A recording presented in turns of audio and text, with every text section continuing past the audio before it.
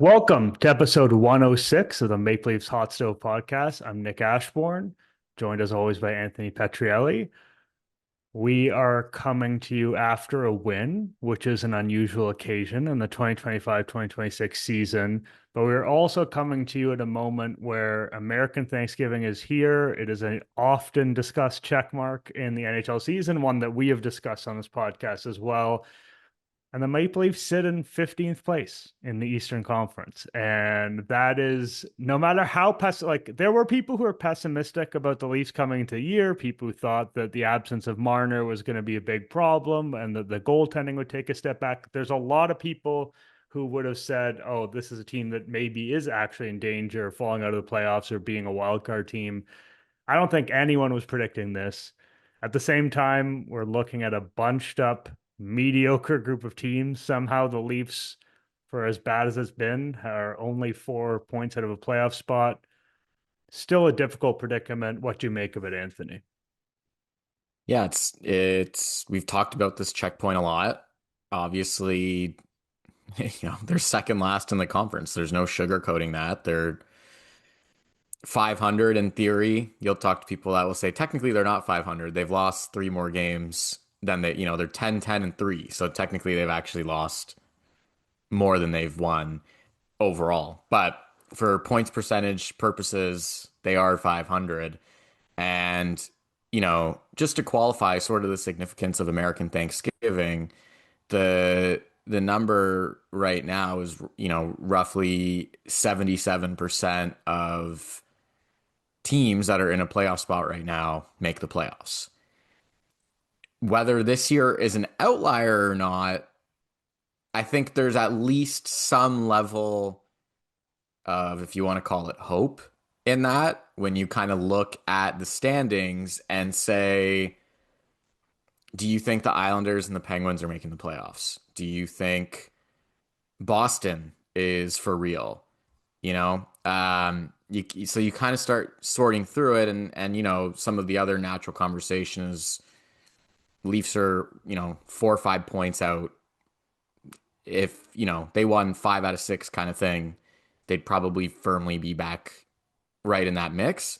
Like it's a little bit more jam packed, I think, than it normally is. Like there's no one that's like truly terrible in the East. Like you could argue Buffalo is. I don't actually think that they are. I think, the absence of Rasmus Dahlin hurt them. Like it's a pretty tight group. But, end of the day, you are what your record says you are, and you've hit American Thanksgiving and you're in second last in the conference. Like that is a problem, obviously. Yeah, and as much as you could say, okay, listen, there are potentially three playoff spots that are up for grabs for the Leafs. Like, I don't think they're catching the Tampa Bay Lightning. I don't think they're going to catch the Senators. The Bruins, I think it's very much up for debate, as you said, whether that team is for real. They've also played a couple more games than some other teams. The Islanders, the Penguins are not teams that people are writing in pen into the playoffs. Those spots can be chased down in theory.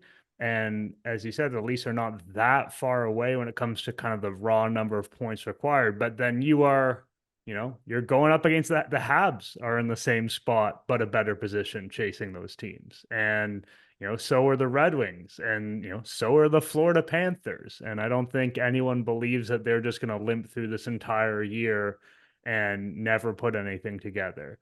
And so there's that idea that, you kind of do need to at some point have that stretch of whether it's 5 or 6 or 4 or 5 or, 7 of 11, whatever it looks like with a couple overtime losses to make it happen. There's a decent chance some of these teams in front of you will do that at some point as well. Like you not only do you need to do that, you need to have other teams not do that. And I'm not saying, Montreal's on the verge of going on a huge run or whatever, although that game that they played against the Leafs certainly showed a little bit of a skill discrepancy, not the whole Leafs lineup. I get that. But yeah, it is undoubtedly a grim position, especially for a team that, is it's older and indisputably trying to win and not in possession of its first round draft pick or that many other draft picks for that matter. Like It's, as I said when we started, like I don't think anybody who was remotely sensible, other than someone who just viciously hated the Leafs, would have predicted they'd be in the spot. No, and you could have predicted a step back without Marner, um, but not like you shouldn't have expected a 20-25 point difference. And to that end, it's also important to qualify that the Leafs have been injured, right? Like it's not like they've been running their team and plummeting to the basement. And you could say they haven't played well all season. And I agree with that. And that's why I've criticized the coach pretty much from training camp onwards. But what I will say as part of that is, if you're missing like good players, you're going to obviously be impacted. And even when they weren't necessarily playing well at the beginning of the season, they were still stringing together, like they were in a playoff spot. We were, our debates back then were like they don't look good, but they're kind of, they're still in within the top 8. And it's only, in the last couple of weeks when injuries really piled on that they found themselves pushing down. The problem with that now is, okay, they can normalize, but you can't just normalize. Like you have dug yourself a bit of a hole where you're gonna have to like play better and actually win at a reasonable clip in order to kind of make up for lost ground. And, hopefully the goal isn't let's squeak in and be team number 8 here. I You think know, that might be the like at this point that might be the goal. At this the goal point, might be get over to the other division and get out of the Atlantic and get into the Metro. That would be a fair goal. And if that's how it all shook out, I'd be like, all right, I could that'd get be a on board with very that. funny way for that thing that people have been talking about for years to finally happen. I don't know how I'd feel about them playing like Carolina, let's call it, but getting over into the Metro bracket would be welcome. It would be welcome. We can. I think you're thinking far too many steps ahead here. You gotta get there I'm, first. And as much as at this time of year, people talk about banking wins, like you bank the losses too. yeah, And they bank the losses against teams that generally speaking were not teams that were in the playoffs last year. And we can talk about when you met certain teams and they faced like Boston, for instance, when Boston was in the middle of a heater, and that plays a role in some of the results.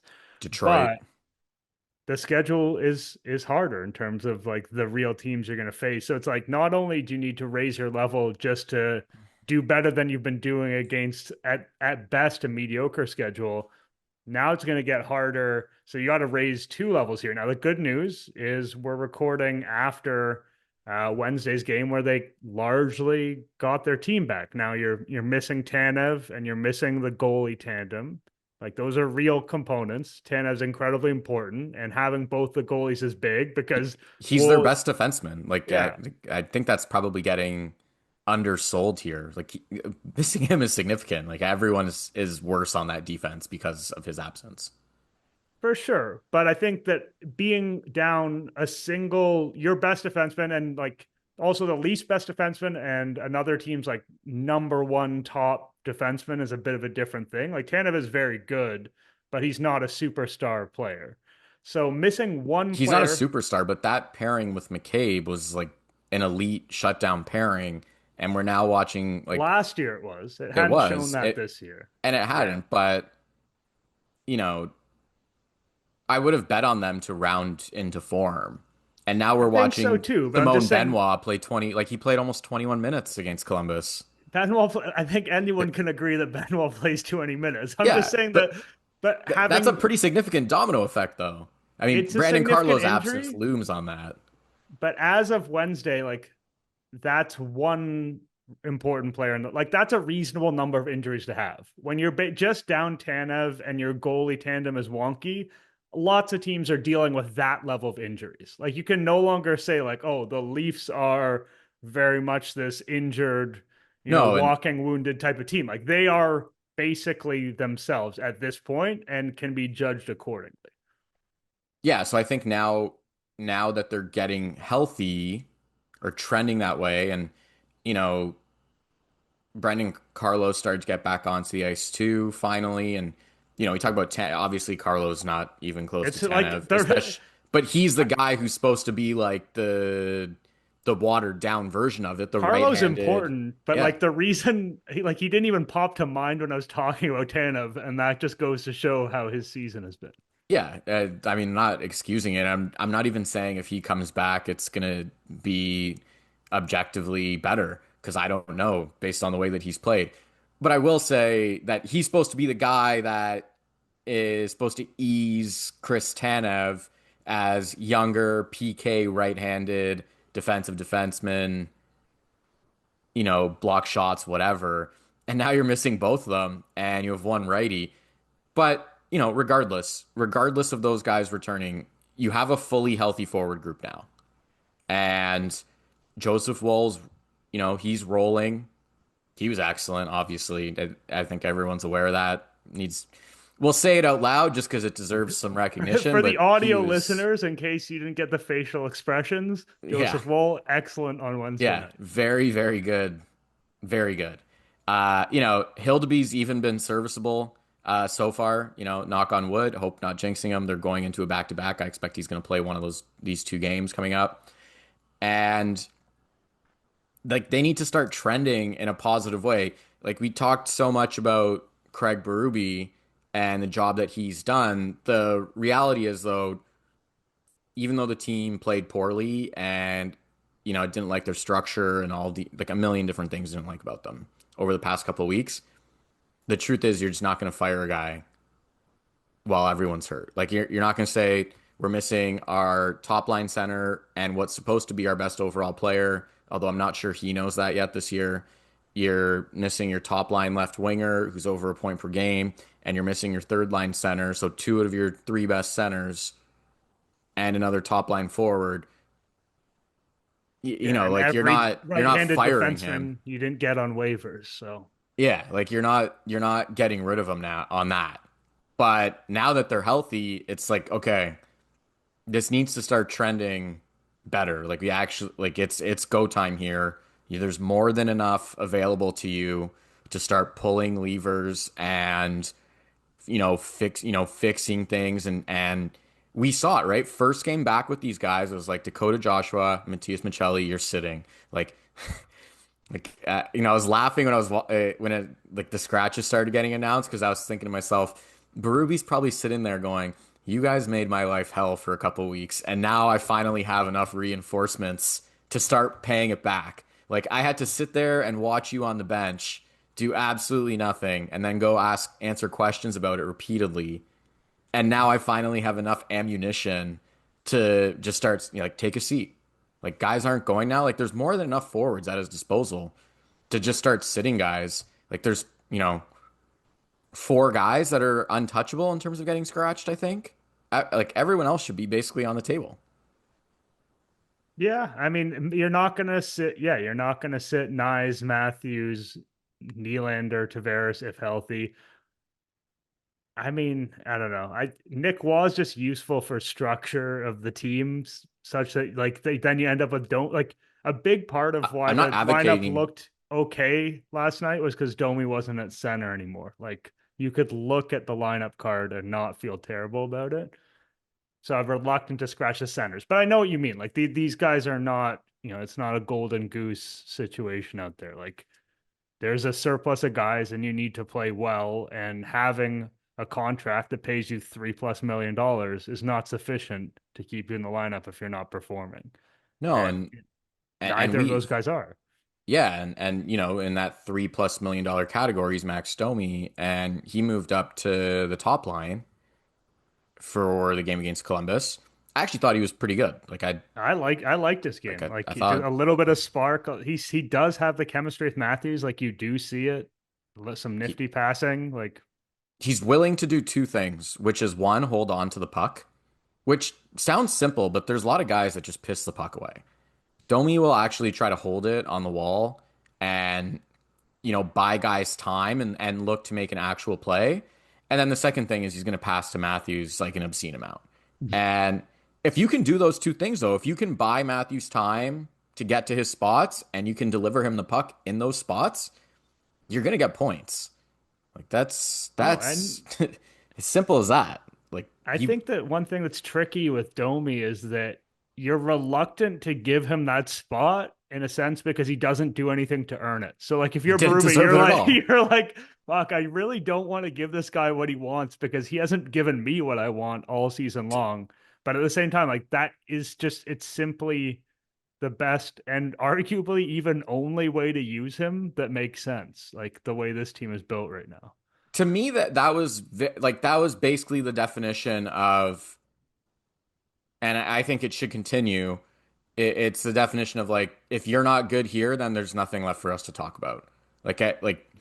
We've talked about a spot in the lineup so many times, over the summer, going into the season, throughout the season. And, we regularly said, makes them like going into the season, we thought he was going to be alongside Auston Matthews. And then we talked about how he wasn't after the Scott Lawton injury and punting away camp and all of these other things. And so you kind of go back to him now and it's like, all right, like if you're not good here, there's nothing else for us to do or talk about because you've generally proven like you can't be trusted with William Nylander for any period of time. Period, end of story. Like you cannot do it. Like an on the You're fly shift when you already have possession it's in still upsetting. overtime, It's maybe. still tough to watch at any capacity whatsoever. It's tough to watch. They both just are just awful defensively, Nylander had some and grim moments in that Columbus game, which I mean, it, he ends up winning the game and scoring. But it like, I don't like to harp on Nylander for that stuff because he is who he is. But tough.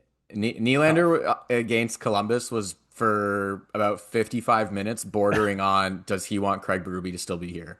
Like that was that level It of was game pretty from him. wild. Which is funny because that was probably still their best line overall. Oh, a by 100%. by a notable It was pretty margin. good. The line was pretty good. He wasn't driving that necessarily, but No. the line Which was is good. which is a good example too of, the clip of him and Berube going at each other on the bench. And like, I don't mind it. Players and coaches go at it. It is what it is. But they're like, where's that with 34? Where's that with 23? Where's that with your bottom six, which was out attempted 21-7 in 34 is that getting night? heated at the ref more Yeah, than which you is fair. normally The see. officiating was terrible in that game. Even though that was a linesman, it wasn't even like this the stripes. But, you know, you look at Domi again, just to circle back on it, and it's look, man, like if you can't work here, we know that you can't work with Nylander. At best you could squint and say maybe with Tavares and I don't know, Nyes, if they wanted to put Nylander up with Matthews, I could maybe take that argument. He doesn't make sense beside Nick Waugh because you're going to use him in D zone draws. Doesn't make sense with Scott Lawton. It was terrible after the deadline when they tried it. I just stylistically, it doesn't make any sense. I don't know what your argument would be to pair those two guys together, other than we have literally no clue what we're doing and we're just making things up. So, Just like when the dumbest player pairing I've seen all year was Michelli, Sammy Blay on the fourth line a couple yeah, games ago. I was like, can't, that's literally ludicrous. Like can't that's believe that like didn't you're work. tanking. Yeah, like, at times they've tried like Domi, Joshua, Michelli, or Robertson. It's like, Yeah, I don't know what you think Domi and this Michelli line, on the same line was also insane. I don't know what you think this line's going to do, but it's not play hockey at an effective level. So, for again, ultimately, end of the day, it's like, look, Max, like if you can't make it happen with 34, then what's your place in the lineup? And it's not it like it shouldn't be anywhere at that rate. And people could say, well, it shouldn't be anywhere anyways. I'd rather see Nick Robertson or whoever else, Michelli, up with 34. And that's fair. I could take those arguments. But I will say that objectively, Domi and Matthews have generally been good together. So And like as bad as Domi has been this year, like it's so hard to come to his defense because like most of the work he's put on the ice has been relatively indefensible, but he does have another level of playmaking that some of those other guys don't have. And like he doesn't show it enough. And there's other warts in his game. And I get why people are frustrated with him. But when he is going, like he can make a little bit of magic happen. Maybe not as much as you want, not as consistent as you want, but like there is something that he has that not everyone else has. Like he's a skilled guy. I guarantee when they're practicing, he's amongst their most skilled players. Like for sure. But, in a game when you actually have to like work hard and check and have detail and all these other things that circle around having, being skilled, that's when it kind of falls apart. And then, not to lament him too much or have it fully take over the podcast, but then where he gets particularly frustrating is if he gets pushed down the lineup. Again, like his thought process is not, and it's clear because you can see it shift by shift basis with him. If he gets put on the fourth line or whatever, it's like, all right, you might as well not dress him. Like he's not going to play hard. He's not going to make it. He's going to do zero things out there on the ice. Whereas a lot of other players with a heartbeat, if they get pushed to the fourth line, like, maybe they're pissed off, maybe they come out and work their way back up the lineup. Max will do none of those things.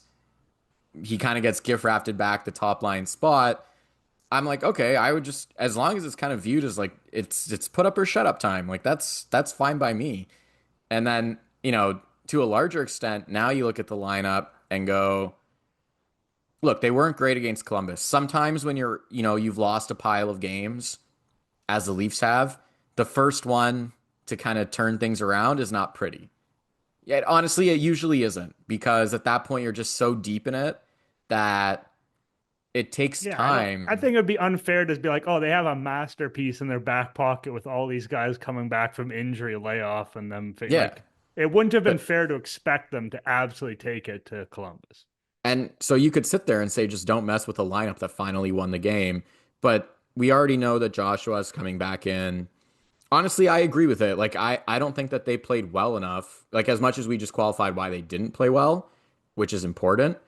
Um like they didn't play well enough where I would sit there and say like don't touch a winning lineup. I would very much be pulling all sorts of levers right now. I'm okay with the top six, to be honest. I think Domi, I'm That's okay with fair. another game of Domi.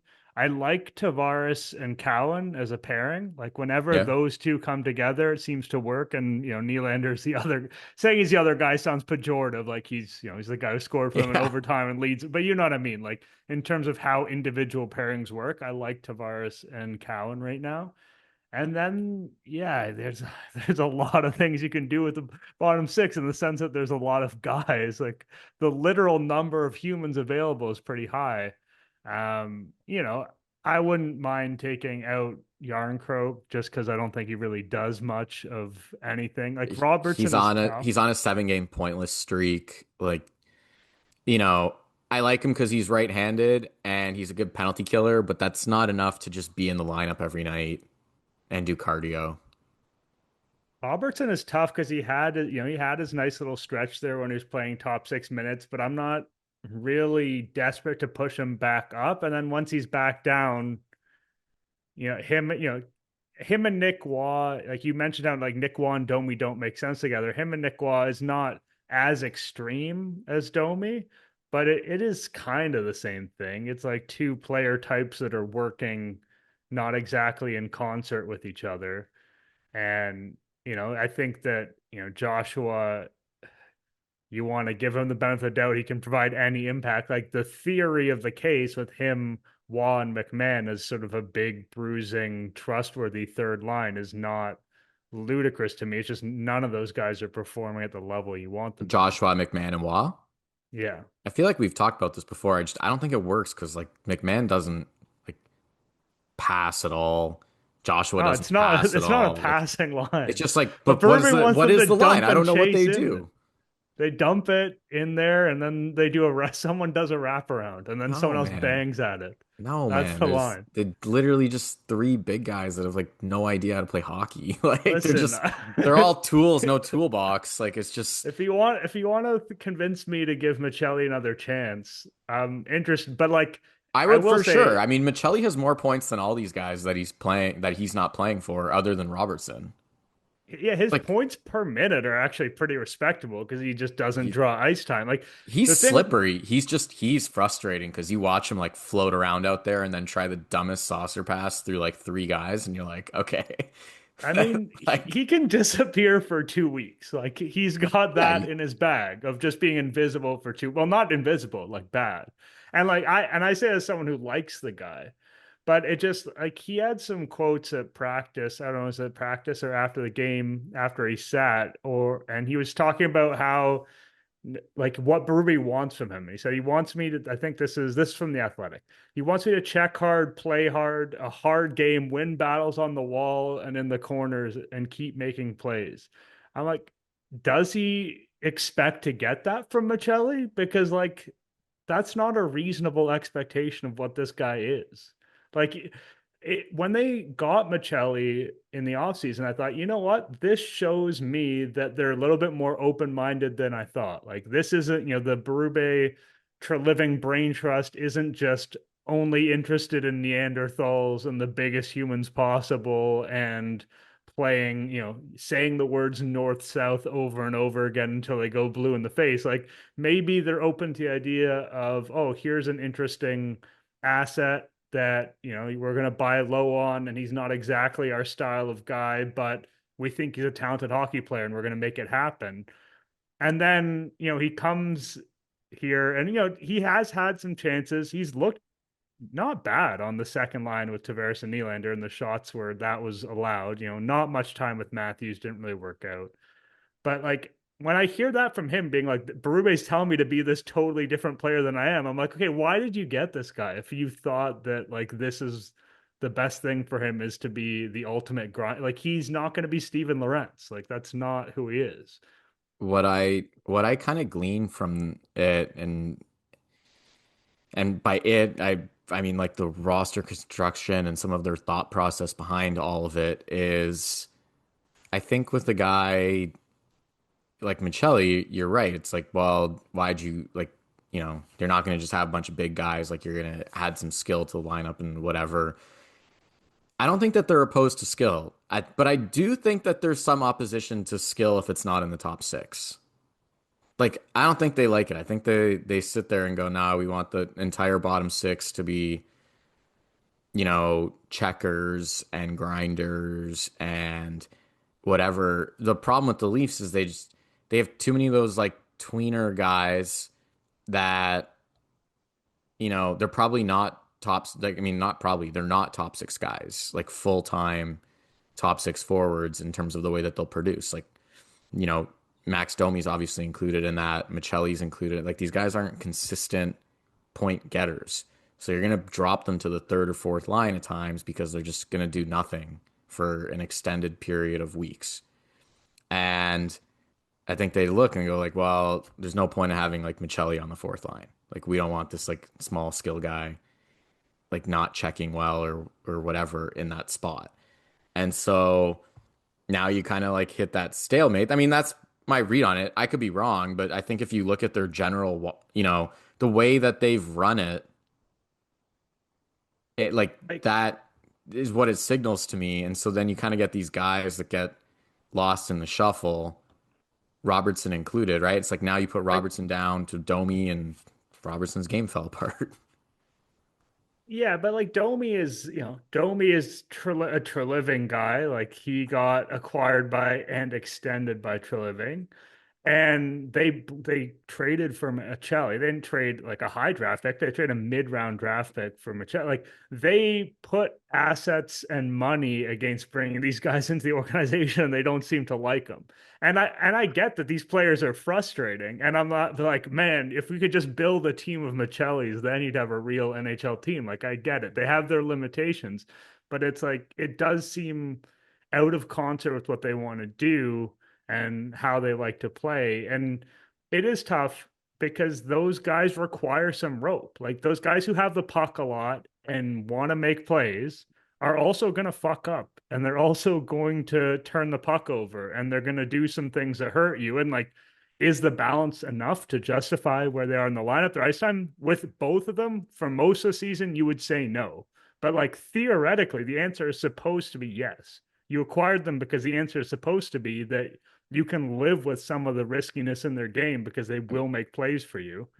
I mean, But Michelli in particular, just for the record, and not that I'm like I wasn't upset that they healthy scratched him. I completely oh, I understand. So I'm talking I philosophy. Like yeah, Michelli has been so bad for a couple weeks, and sitting him is like not an yeah, issue with so, me. It's just like big picture. What do you so think's going to happen here? yeah. So I want to qualify. I have no issue with it, but like it's also like he's winning his minutes. Like he's up 13-9. He's out, you know, look, I like Scott Laughton. I think he's made a big difference. I think the penalty kill is significantly better.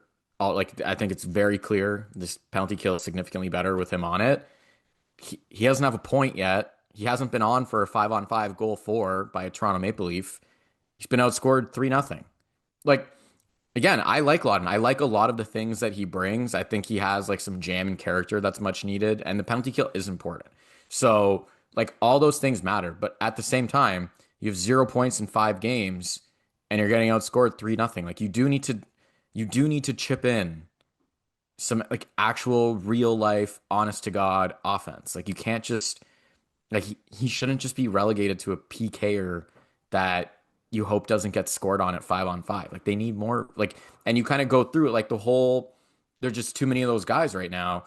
And right, like Dakota Joshua is another one. Like, I he's mean, pretty good on the Wall, PK. right? Like you Well, thought Wall was going to give you yeah. Well, 35, 40 points maybe. they should And think that. And instead he's like at this rate gonna be lucky to hit 20. And so you kind of, roll through all those guys into our larger point of, well, now Berube has all these options for the lineup.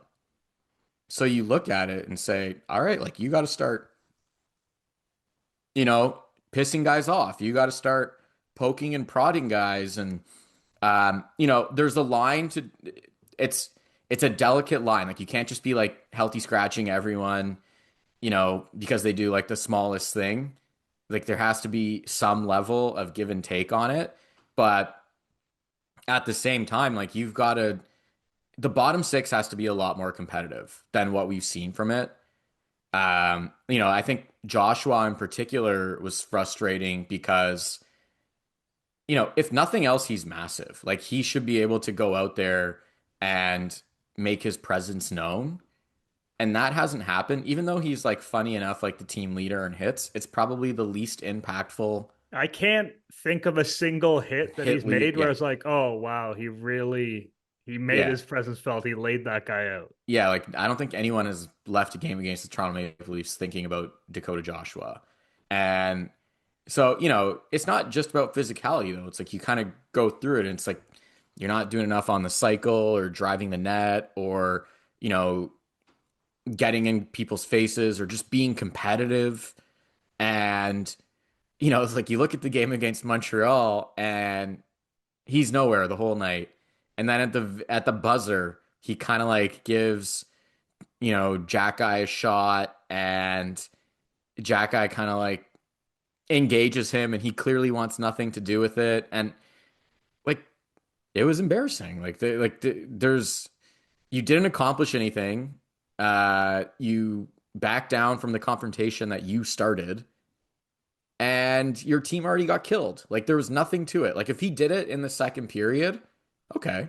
Like, you're trying to change the energy or something to that effect. But at that point in time, and then to like have that reaction to it is just like, I I don't know if that play specifically is why he got healthy scratch, but I would not be surprised if it actively played like a notable role in it, because I watched the whole game. Like, it was tough to watch that at the end of everything that happened that night. For that to happen then, I was like, I mean, you're 6'4", you're 6'5". I don't know what we're talking about here. So Well, it's like also when you don't do anything the whole night, then that's the only thing that people will remember that you did. Like, if you had made some plays of note, people would be like, oh, that was a yeah, bit of a weird incident at the end of the game. But like, he did, steal that puck there and set up Waugh for a huge chance or like whatever. So whatever you hope he's going to do, like he drove the net and God forbid actually scored one. But like, that's probably too much to ask right now. But like, if he had done some things out there, then you'd feel differently about it. But the context is he's probably the least noticeable player on the Leafs on a game in, game out basis. Like, he's just on the what ice. what would Not you do with the lineup right now? Oh man. So Are you it's bringing funny. Joshua back in? I think it's kind of the Domi situation where he hasn't earned it, but like you do potentially benefit somehow from getting him going. I think I'm gonna split up Lawton and Lorentz, because there's like a lot of, and by that I mean probably just scratch Lorentz. Like I just don't think he's done very much lately. So And I Lorenz and think, Yarncroke out, yeah, Lorentz and Yarncrook out, Joshua Michelli in. Joshua Michelli in. What? How am I gonna make a line, a line that makes And the sense? top six is staying the same. So Top you're six is bringing gonna those. stay the same. Uh, I'm going to. I'll give Michelli back to Waugh and McMahon because Michelli doesn't scare me quite as much in the defensive spots. He has done that stuff before. It does give some playmaking. So what am I left with here? We've got Joshua. Joshua, Lorentz, and Now Robertson. Joshua Lawton Sorry, and Robertson. Joshua, Lawton, Robertson. Oh, That's a tough line to look at conceptually. that's a tough line to look Tough at, but line. I don't know what do like have someone with a tiny bit of skill on every line.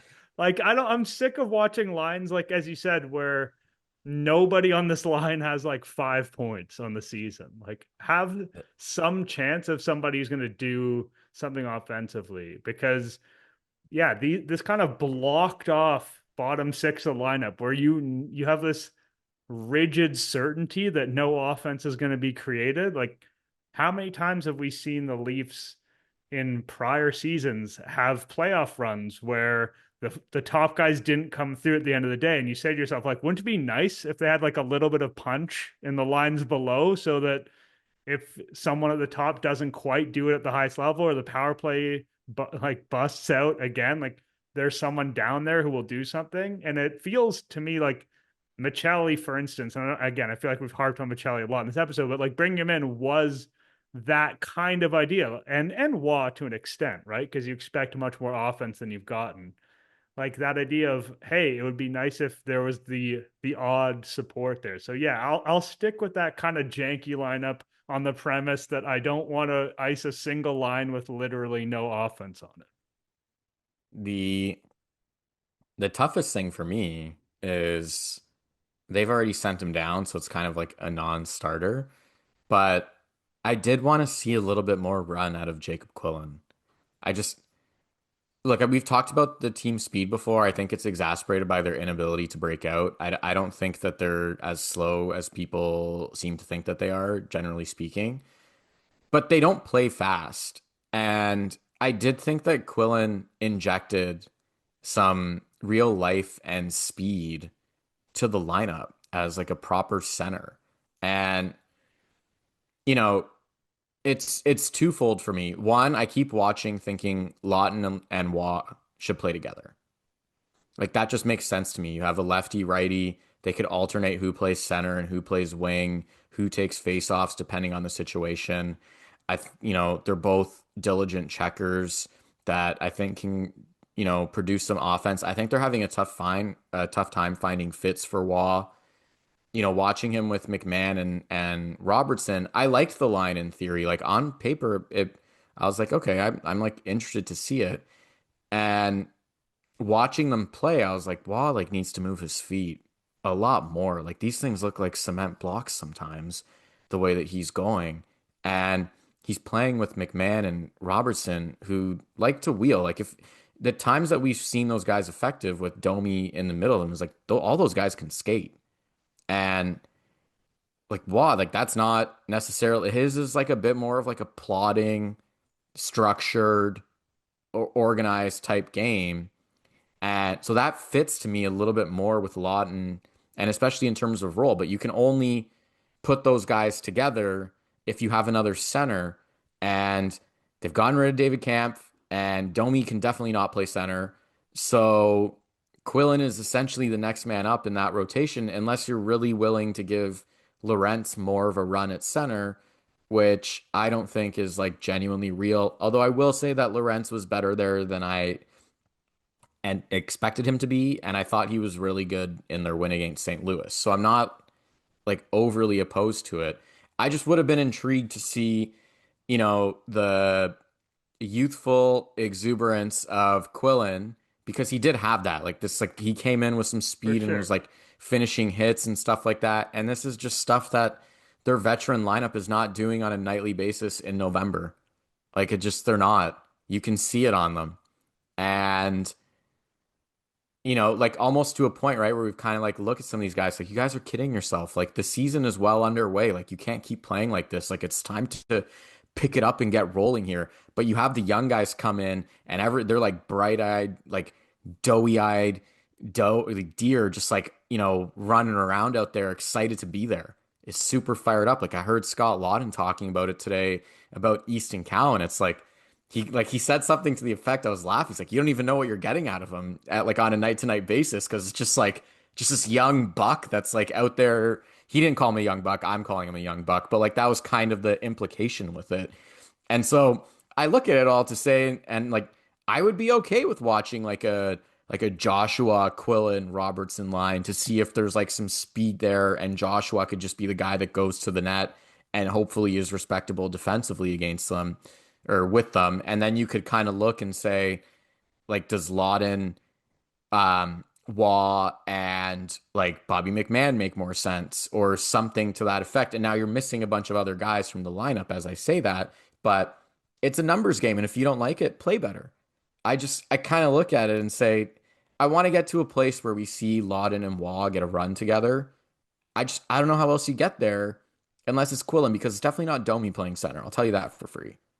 No, it's if Domi comes back at center, like that's a coaching failure at this point. Like it just doesn't unless there's like a If horrendous if run of they're injury. healthy, if they're healthy and he Yeah, puts him back at center, then yeah, like that's just Brad should be running to the elevators to go down and just break that up. Like like, and I think that in a sense they have enough bodies that there should be like a functional fourth line here. Like maybe not a stellar fourth line, but there's enough guys that you should at a certain point be able to get a certain combination of them that you don't. I'm not particularly worried that they can't ice a fourth line. Like it really does feel like this is like there are other concerns. There's concerns on defense. There's concerns about what levels Matthews is going to get to this season. There's other things going on with the team. It's not just this. But if we're talking about the forward group, because that's the group that has come back together as we record this podcast, I'm not too concerned about the fourth line because it does feel like there are enough bodies that you can figure something out. It really seems like building something around Waugh that makes sense and is effective. It's not like the missing piece that will fix the entire team, but I do tend to believe it's going to make a huge difference. And they have tried quite a few things. And there's not really any individual player that thought like, oh, them and Waugh like really worked. Obviously, they thought it was going to be Joshua, but at I can't times think I of haven't mind them. Like like I'll watch them cycle sometimes and be like, I could get on board with this. I just I don't know. Like I don't know if they're getting the best out of either by playing them together. I mean, they haven't so far, obviously. And so and it's just like, those type of players sometimes work a little bit better with some defensemen who can create a little bit offensively because they'll do some of the dirty yeah, work and then they'll play it up high and then guys will make stuff happen. And realistically, the Leafs are not burning a lot of the Riley OEL minutes with that group because they want those guys to play let us with pray that they do not. yeah, so then you end up with those guys playing with, defensemen who don't have any imagination and it kind of compounds a problem. Like it does, there are very few glimpses of it, right? But I think of, it was a shift early second period against the Blue Jackets where it was Riley OEL in the second line. And for like a second there, it felt like they're playing like a 5-man unit.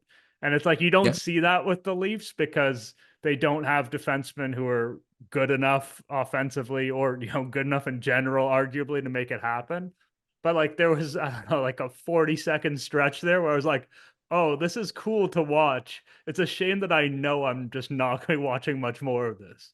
and then on the flip side against Columbus, that wall line with McMahon and Robertson had like a stretch of like three shifts in a row where they just got absolutely caved in the second period, like icing it and Columbus like changing in the ozone and working it. And so I was watching that going like, this can't be like, I'll get, again, Waugh is just coming back from injury and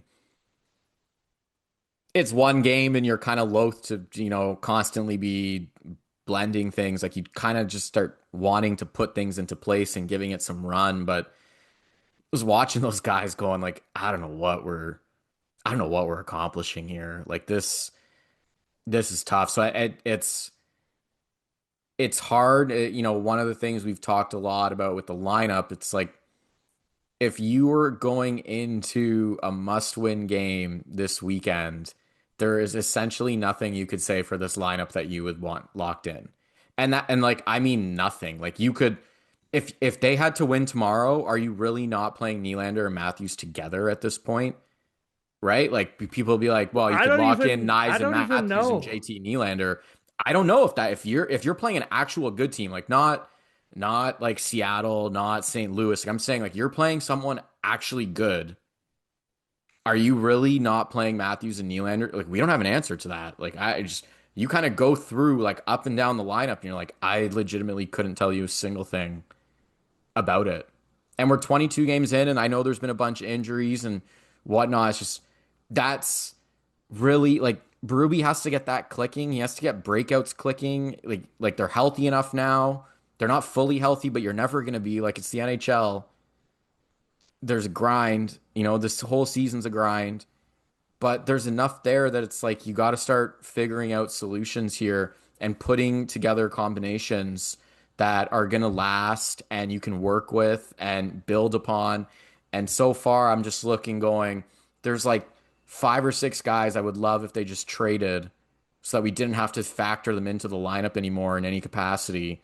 And we could just like addition by subtraction and all just move on with our lives. So it's like it's very convoluted. Very One convoluted. more idea, one more outside the box idea. Bring back Pontus Holmberg, Nick Ashbourne. No, absolutely not. I the only time I really liked Waz game, arguably this whole year, and that's not fair because there's obviously moments, but like when he played with Nyes and Cowan on that line, like that line had the huge night before he got injured after that one game. They were really good that night. Is there a world where Nyes plays with Wah for a time and see if like their size and spreading out the skill can make something interesting happen? I don't know what you're doing with the Matthews line at that point. I don't know who you're putting up with him and Domi. I don't know, McMahon or something, someone who will work. That'd get kind of So, janky, but like this third line, it does need perhaps a radical solution because it has been a consistent problem. so one thing I'll say on that too, and I'm hemming and hawing on how much credit I want to give him, but I think he's been good. You know, I think people are like pretty in on the Lorentz Lawton pairing, and I get it. They do seem to have like some level of chemistry for whatever that's worth down the lineup. It never But like results in any they, goals or anything, but Yeah, and sure. they've really, generally speaking, have looked good with Easton Cowan on the other side of it. Like it's not like they were terrible. Like they were terrible against Columbus with Calle Croak. Like awful. And I mean, I would try it with Nick Robertson just to see. Like I think those guys do need like a skill guy, and I think those guys make sense. Those guys being Lawton and Lorentz, as like they know what their roles are. They'll be like, yeah, like we'll grind and work the corners and work the front of the net. And we're just gonna get you the puck, and you're gonna make plays, and we're gonna count on you to like shoot pucks or whatever. Like I think they get all that, but like the only time they've like genuinely clicked is Cowan. And as much as I hear what you're saying about Nyes and Waugh, I'm partly like thinking back to it, going like Cowan was really good. That like Cowan should have had a hat trick against Chicago. Yeah. And so if you do that, if you put Nyes and Waugh, I'm not saying it's not going to work. I'm just saying like I thought Cowan was kind of driving what was happening there, and so I'm not opposed to anything at this point. Like you could convince me that like why not? Like Tavares and Robertson looked really good together. Like you could then you obviously would play Matthews and Nylander. There's worlds where these other things work, and maybe they eventually do have to hit that point where they say, why don't we stretch this a little bit more over 3 lines as opposed to the loaded up top six? I think the thing that makes that most difficult right now is Matthews isn't driving much of anything. And every single conversation And we you know, have. we'll get you could give them more than Yeah, one game 100%. too. I'm We'll not see I'm how not that goes. saying I'm not saying it's out out the door that like he's definitely not doing it the rest of the way, or like he won't round into form or anything. I'm just saying, if you're trying to put things together right now, you're looking at Matthews being like, you could make my life a lot easier if you would like actually just play really well. Like we pay you a lot of money to do it, and if you did that, then I could take a few more liberties with the lineup instead of sitting there and thinking to myself, how do I facilitate you in every which possible way, and then build things from the top down. Should be like, you should be the easiest guy for me to give line mates to because it legitimately should not matter. And instead, it Joshua seems to be the Michelli, thing. let's go. It seems to be the thing that matters the most. Like, well, is Matthews playing with good players? Like, are we facilitating what he needs and then going from that point on down? And instead, it should be the other way. It should be like, look, like we're going to give you these two scrubs and you're just going to carry them. And to your point, Joshua Michelli, and you like, I'm not saying it should be those two guys, No. but it obviously it's just the point of like if a guy that you pay to be a superstar was actually being a superstar and driving a line and being a force out there, you could do things like Nyes and Wah without blinking. Because you'd be like, well, Matthews is just on one anyway, so it doesn't matter. And you can try things out. And instead, we're what, like almost an hour into this podcast, and essentially the whole thing could just boil down to what it always boils down to. It's like, well, is Matthews going to be really good, or is he just going to kind of be this like middling guy so far that he has been? Because it's all pointless if he is. Like the whole thing is just entire. The only thing that's new is like now the pointless is like they'll just straight up miss the playoffs, whereas before the pointless was like they'll make the playoffs, they just won't go anywhere. So that's the only shift that's really, really happened here. If you were to like, You're not doing a good job of selling the podcast here. We're doing a weekly we're, podcast. If you're saying nothing ever changes, then no, I'm why saying are no, people I going to be said tuning something in? just changed. I said the only change here is Oh, now they okay. won't make the Okay. playoffs if he's gonna play like this. That's, Before it was yeah. like they just won't go anywhere. It won't matter, but like they'll make the playoffs. Now it's just like you won't even be in the top 16. So, and now Or the top 14 for that matter, yeah, right now. and in the conference, yeah. And so, which kind of brings like I think last sort of thing I wanted to chat about was the power play, right? Which I want to bring up the five forward power play. I just look, I get it. Like, I actually think Cowan's good on the power play. Like, obviously, he's good on the power play. He was really good on it on London. I think he's a creative half wall guy. He knows how to move the puck. I don't think he's ready per se, but he's showing signs of growth. And you can evidently see that he's a smart player. Like, he knows how to move the puck around. He's not out of his depth playing alongside skill. I guess that's the best way I should put it. Like, you're not watching Cowan being like, this guy is a complete fish out of water around these other talented players. He wasn't good on the power play against Columbus, to be clear. But generally speaking, like when he's on the ice, you're not like, why is this guy taking shifts with good players? Like you can see the fit. All that to say is like Ekman Larson is on a 7 game point streak. I think he has like 11 points in his last 10 games. Like he's 17 points this year in 23 games. And like Easton Cowan just scored the second goal of his life against Columbus, and he's getting walked onto the top unit because apparently all Mark Savard has in his bag is like, who are our five best forwards? And I hope they figure it out together. They did last year because like they were like too good to fail from a skill standpoint. But my God, can this guy And I not run think a power play? Marner was specifically good at that role in a way that not all forwards are, even forwards who are as Yeah. good as he is. Like he was particularly tailored to quarterback in the power play, and they don't have an equivalent person who equivalent forward who will do it as well. Like realistic. I mean, they did a great job of banging it into the shins. Like they had absolutely magnetic shins on the power play. But outside of that, like there wasn't a lot of that they were doing very effectively. Like I get what you're saying with Ekman Larson, and he is having a really strong season. He is Did you continuing dislike him on the point? Because they've put him on the point on the power play. for sure, but and they have done that like this year and last year, and it has been discussed about as long as he's been a Leaf. and it hasn't really come together at any point. Like there has never been a stretch where Ekman Larson has taken that and run with it, and But things has are there been a not. stretch where he's been given that opportunity for like 2 weeks? Because I'm not Yeah, you I'm could not make that recalling. argument. Like it's been fits Well, and I don't stuff. think Like it's an they've been argument thing, like it's a black or white. Like, did it happen no, or they not? Because I haven't don't been think it patient with happens. them. That's fair. They haven't been patient with them.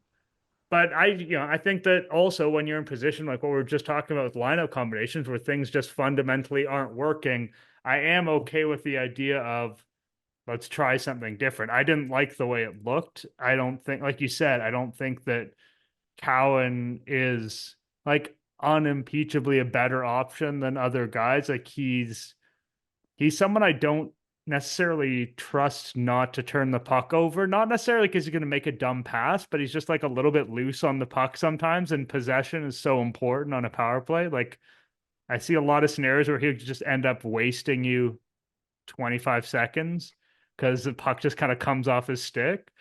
And that's a big issue on a power play. Like, talking about some of the guys you were talking about before, and we don't have to harp on them, but like guys, if you want to do five forwards, like guys like Domi Michelli should be good at this. Like Domi's had a lot of success on the On the power play top in the unit, past.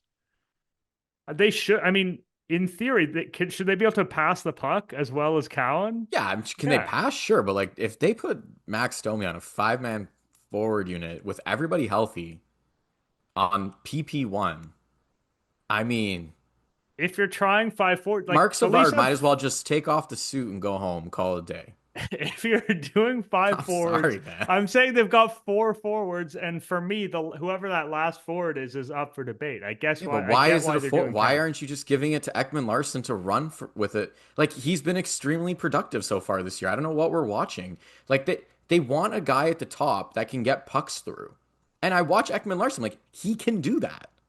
He's done it throughout his career. Like he had like a run of like 6 years in a row as like a double-digit goal scorer as a D-man.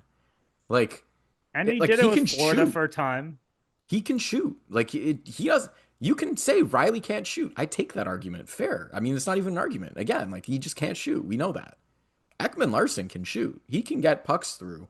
And I haven't minded him on the power play when they moved him up a few times. He had the one shit play against Buffalo. Okay, fair. I didn't like it, but by and large, like, I don't know why we're not watching him get a run. And like the whole thing just looks weird to me. Like everything about their power play has just pretty much looked weird from the start.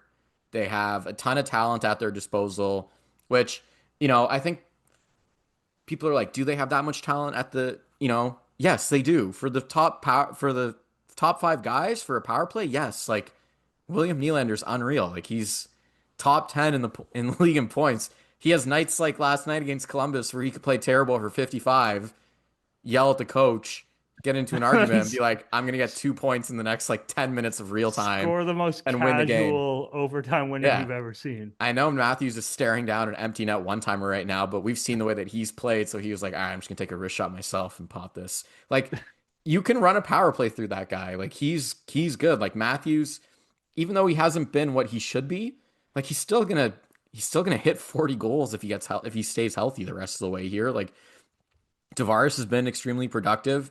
Nyes is really good at standing in front of the net. He is an above average player at standing in front of the net.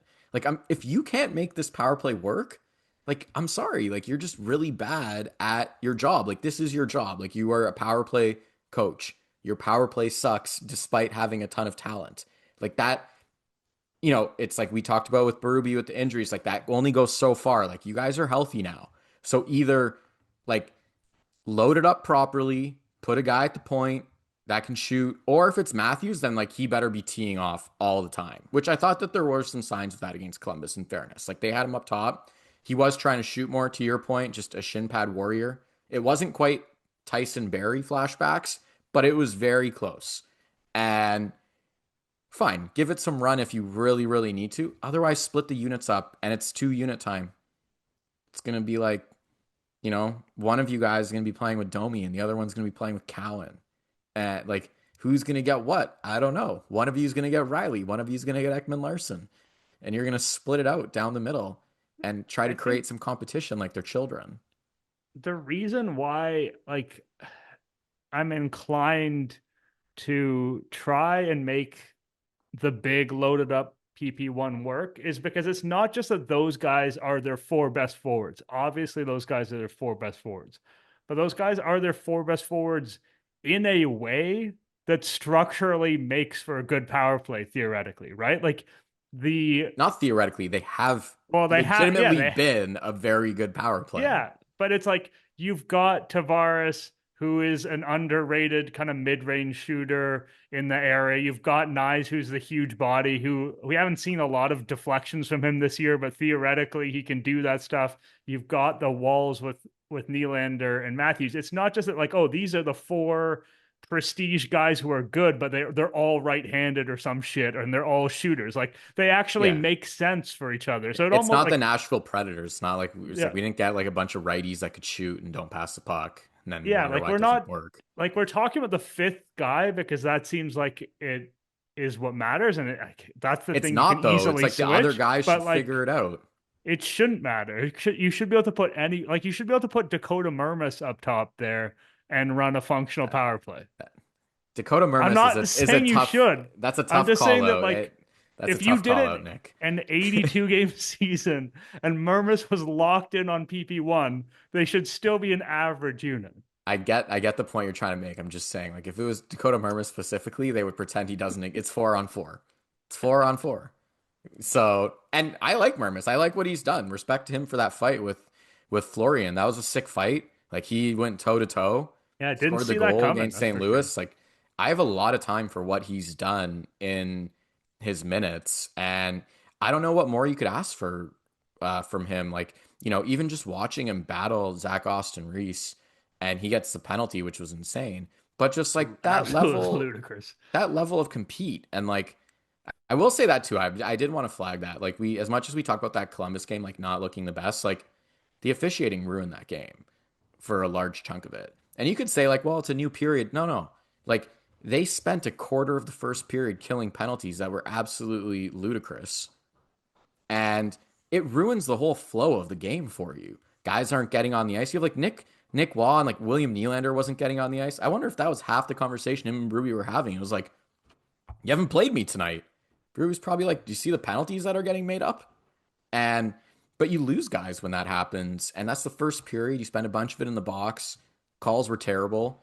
Like it just again, like negative domino effects. But anyways, back to the power play. You just kind of you look at it overall and just say, yeah, like these guys should be able to figure it out because you can put them all in the right spots and it should click because you're not asking anyone to do something that they haven't shown that they can do already.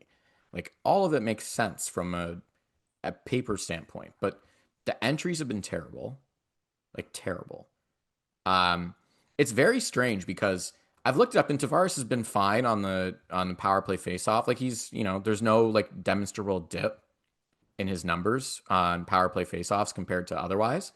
But like I swear to God, it feels like he loses every power play faceoff. Like I don't know what's like he lost both of them against Columbus like to start the power play, start both power plays, and I'm like I don't know how his numbers are like are we greasing the numbers here? Like I honestly like I might start doing an auto tracker myself. I just feel like all the big ones on the power play, I'm like they're just getting rinsed. Like they're just clean exits, and then we have to watch this entry nonsense that it doesn't work. Whatever they're trying to do, and people be like, "Oh, the stupid drop pass." Not just a stupid drop pass. It's like whatever they try, it's stupid and doesn't work. And yeah, I just like I'm so disappointed in it. It's probably honestly it's like one of the things that bothers me the most about the team because like power play should be like feasting time. And you look at Matthews and Nylander and they try to not play them together, which makes sense. And you could kind of get away with it when it was like Marner and Matthews and Nyes. Like you could see how they could get into lulls where they were like, we're really good. Like we don't have to bring it all the time because like we know we are. But like there should be an urgency when Matthews and Nylander are paired up together or reunited together on the power play to like do some damage. And it's like there's none. And I don't know what they're trying to set up. I don't understand like their concepts or schemes and not because they have me guessing. I'm like, I don't know what you're trying to do. Like you give it to Nylander sometimes and hope that he loops in and finds a shooting angle. It It's like just it like just feels like the puck movement is so slow. And then guys are getting the puck and then they're skating slowly with the puck looking for a shooting lane. And I'm like, this puck should have been passed around 3 times already. And I'm watching someone sort of creep towards the middle, trying to find some way to like sift a medium depth, slow wrist shot through and hope somebody tips it. I'm like, this does just not feel like there's no, and no, I mean, it feels so, all the criticisms feel really cliche, but it's like there's no energy to it. There's no, they get outworked on the power play consistently. And look, now they're like, we're gonna put Matthews up top because we want him to shoot more. I'm like, you don't need to go 5 forwards to have Matthews pull up high and shoot. Like, I don't know if you guys know that. I just figure I should put that out loud. If you had Ekman Larson at the top, Matthews on the half wall, they can crisscross. They can just switch spots. That's the dude, the thing. That's real. Like they could just switch. Instead, they're like, no, we need to have Matthews up top so he can shoot. Like, little quick tell him to fun move fact his body. is that Auston Matthews has as many power play points this season as Max Domi. I thought you were gonna And say as you and I. not, not quite, but almost. Only two more. It's That's not good. Like that, you know. And look, if they keep them together for the weekend, I get it. Like you again, you have to eventually just put a line in the sand and try things and give it some runway. So fine, then do it. But I'm telling you, if they give up two more 3-on-1s, one each game, to go 3 for 3 on the 3-on-1 category, which seems very much on the table to me at this point, split up the units, just split them up. Like I just can't watch it anymore. Like dear God, split them up and try something else completely as simple as it gets. Nylander on one, Matthews on the other. Put Matthews on the half wall. Give him a lefty passing outlet down low, which would be Matthew Nyes. For Nylander, it would be Nick Waugh, who's actually good in front of the net. He was for Vegas. He's a fine right-handed, down low in front passing outlet. Significantly better than Calle Jarnkrok, who they keep trying to do in that spot, which obviously EP1. doesn't work. And just right justify one, left justify the other, tone it right down, and that's it. That's all you got. That's the power play. Give Ekman Larson and Nylander together because they'll have the Swedish connection, and put Riley with Matthews, and that's it. That's the power play. If like these guys just keep looking like junk and giving up 3-on-1s and odd man rushes, and every power play we're wondering if the other team's going to score, stop. Like just finally be like, I've had enough. Like I'm already tired of watching it, but fine, give it the weekend. I hope that they score. Honestly, I do. It's so bad. It's so bad, Nick. I think that that's a great tone to end this podcast Go on. Leafs, go! Like the win streak. What is it? One's a fluke, two's a streak. You know, like the train's about to start. Absolutely. I'm sure it'll be a totally different feel when we come back next week. We really appreciate everyone who listens in, leaves ratings and reviews, things like that. Help us grow the show. Also, for those folks who are watching on YouTube as well, that's also appreciated. We'll be back with you again next week.